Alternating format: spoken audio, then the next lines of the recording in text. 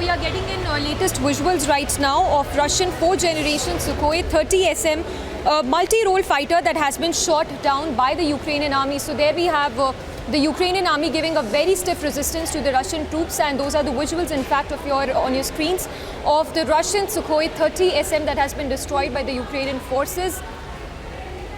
Ankit, in fact, the visuals that we've accessed clearly show the resistance, the stiff resistance and the tough fight that the Ukrainian army continues to put to the Russian troops.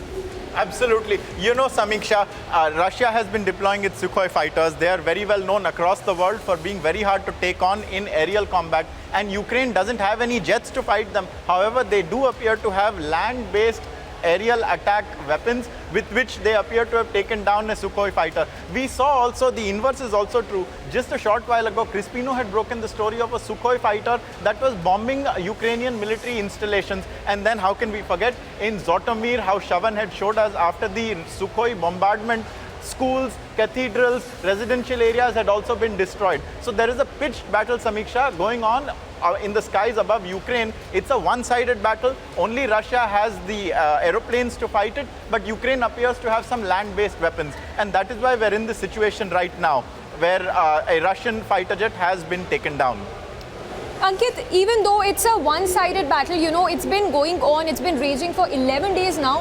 What really is on everyone's mind is what is the end game of this? So even though, you know, it is one-sided, we need to watch out for the stand that NATO eventually takes, because a lot of meetings also happening, one in Lithuania as well, with Antony Blinken currently in Lithuania holding back-to-back meetings. So yes, a lot of things to watch out for as far as European Union stand is concerned.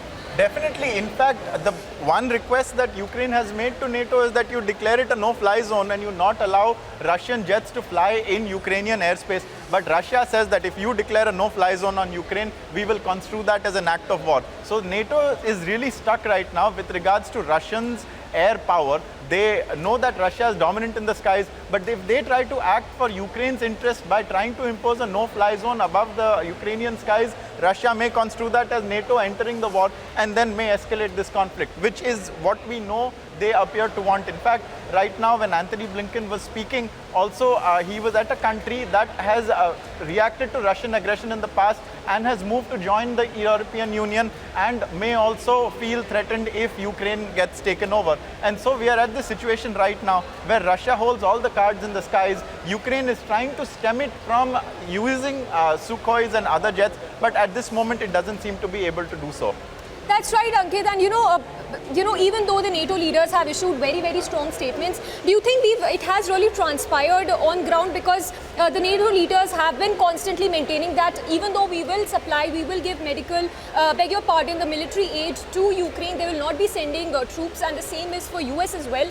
Do you think there could be some change in stance with respect to that? And also, as you clearly mentioned about the no-fly zone, with the Russian president issuing a very stern warning to the NATO leaders, do you think there could be probably some change in stance when it comes to that?